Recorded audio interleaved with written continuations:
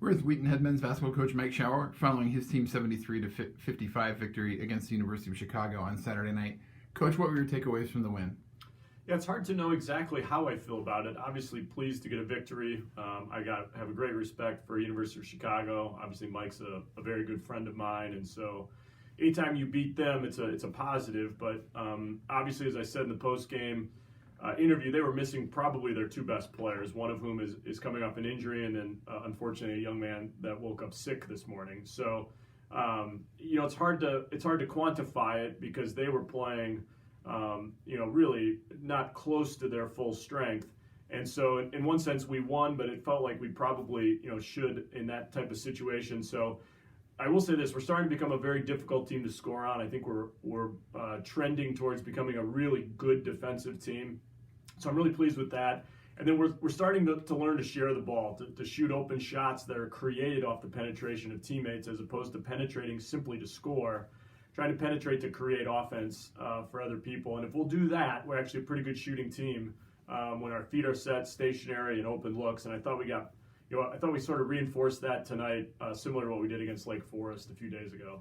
Coach, one of the things we've talked about all season is Tyson Cruikshank being arguably one of the best players in the country, and tonight was a sign of that with 23 points on great shooting on 7 of 8 from the field. He distributed 7 assists. His performance tonight, what are your thoughts on that? Yeah, what I've been really pleased with Tyson, since John Carroll, he was one of the guys I got on a little bit about trying to maybe overdrive the ball. And because of how good he is, he's going to draw so much attention. And if he'll just simply kick it out, we're going to have quite a few open looks. And I was actually really pleased the last play of the half. We run a set that's basically just a flat ball screen. And usually guys will help off of that, leaving the screener open, or in this particular case, it was Connor Braun. And Tyson didn't try to do too much with the play, just threw it back to Connor, who then made a play just as the half ended. Those types of plays are really positive as we move forward and realize that we've got plenty of good players. We've just got to create offense for each other off the dribble and simply kick out to the next open guy. And we do that, I think we have a chance to be pretty good. Next up for your team, Wednesday night, you host Augustana to open conference play. Your thoughts on the upcoming contest? Yeah, it's interesting to be playing this early. I don't know if this is actually the earliest we've had a conference game. It feels like it. I don't know that we've played in November before.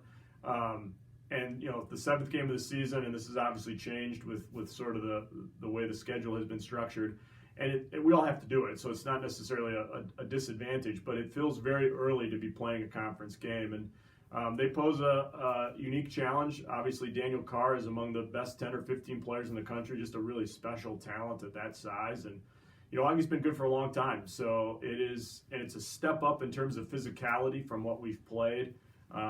But looking forward to it. I love our league, and I always tell people, about 325 days of the year, so I really like it. The other times when we got to play games on it, it's challenging because of how physical our league is. But ready to get started and looking forward to the challenge.